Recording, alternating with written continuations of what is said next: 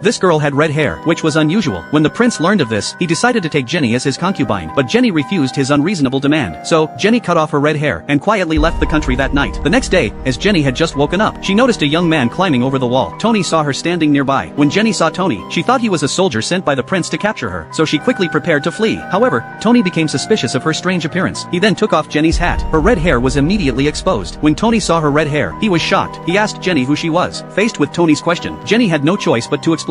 Jenny then noticed the scars on Tony's arm and offered to help treat them. To her surprise, Tony refused, saying he wouldn't use anything from a stranger. What Tony didn't expect was that Jenny grabbed his sword and wounded her own arm with it. She then applied her ointment to the wound. Jenny did this to prove her ointment was safe. Tony was amused by her actions, so he agreed to let her treat his wound. The two then shared their stories. Tony sympathized with Jenny's situation.